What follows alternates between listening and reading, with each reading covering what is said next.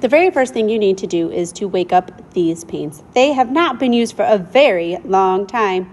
And so I'm just taking a little bit of water and adding those drops of water into the paint and swirling it around.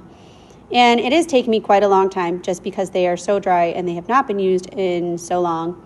Oh, and I forgot to write my name. So make sure you write your name before you start. And you can paint any design of your own.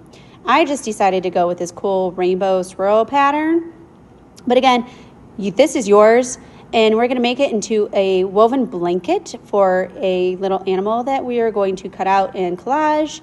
So this is the very first step of our weaving project, is to create the weft portion of our project. So I'm just, again, casually drawing, painting. Make yours however you want. You have the entire class to paint whatever you want. I had some empty space around this rainbow, so I decided to add some polka dots, rainbow polka dots. So I added a polka dot of every color. Some of you don't see the full polka dot. Some are going off the page. And then I even used the back of my paintbrush, not the hair part, but the very back of it. And I dipped that into the paint to make tinier little dots. And I still didn't think it was done, so after I did those little dots, I ended up doing a border around the outside. But that made my table kind of messy. So if you do make your table messy, let's make sure we wipe it up and then put it on the dry rack when you are all done. The second step is, I will have this part done for you, but I basically cut these little strips in your paper to be the weft part of your project. And these are going to be some warp strings.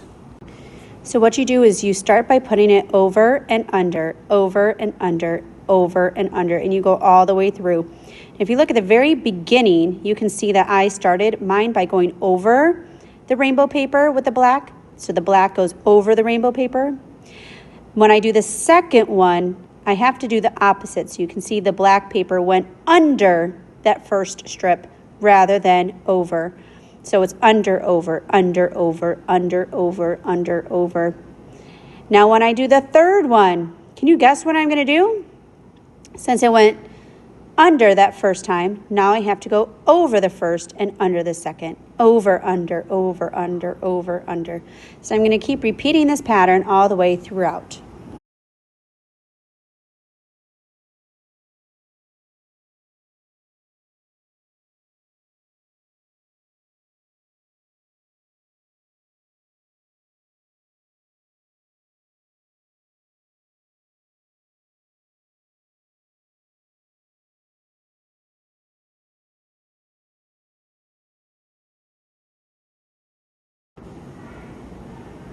The very last step to this is to glue down those little warp strings. So you can see how they're hanging over the edges. So I got this glue stick and I'm gluing each individual one down on the side. So I just lift up that flap. I had to fix that one. And then glue it down. And then you even do the ones on the back side as well. After you clip them all glued down, press down and cut those extra little strips off because we no longer need them. Have fun.